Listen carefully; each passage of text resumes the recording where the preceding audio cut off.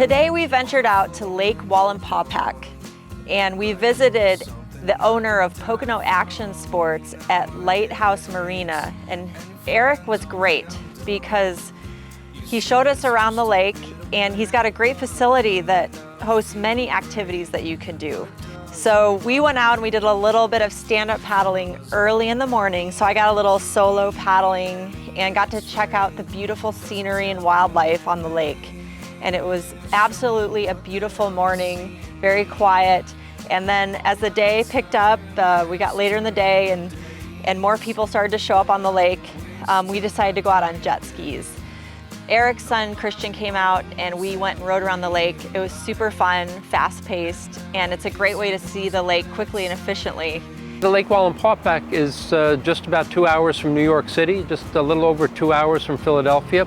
It's an ideal spot whether it's for a day trip or a multi-day trip up here. So whether somebody comes up here just for the day or if they're up here for the whole week, this is an ideal spot to stop in and take a boat out. But with the 52 miles of shoreline, you've got more than a full day's trip to get around the whole perimeter of the lake.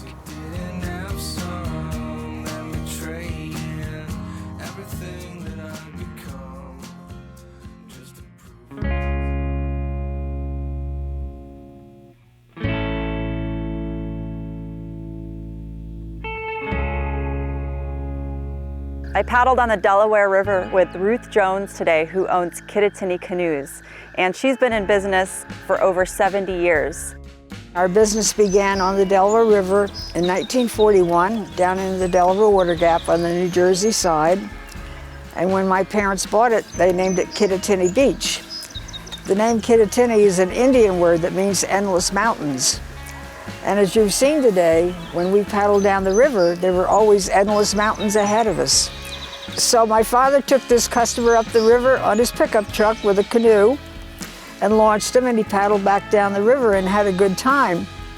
And then he told friends, and by word of mouth, it grew that, hey, if you go to Kittatinny Beach, you can take a canoe trip down the river. And that's where the whole canoe trip industry began.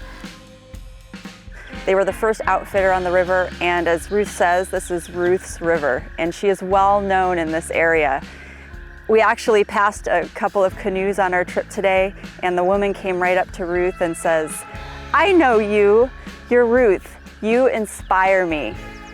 People come here to recreate and just unwind and recharge their batteries and reboot their systems, because it's so beautiful and relaxing, and we have so much wildlife.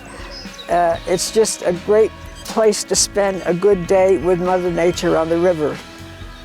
The section of river that we ran today was a 6-mile stretch between the historical Dingman's Bridge to Eschbach Takeout. And it was a flat water section, but very scenic. And it's just absolutely beautiful. The river is pristine thanks to Ruth's efforts to keep it clean over the years.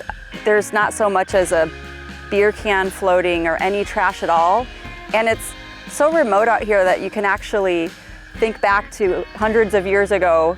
It's just so pristine and beautiful. You just feel like you're so far from anywhere, even though you're 90 minutes from New York City.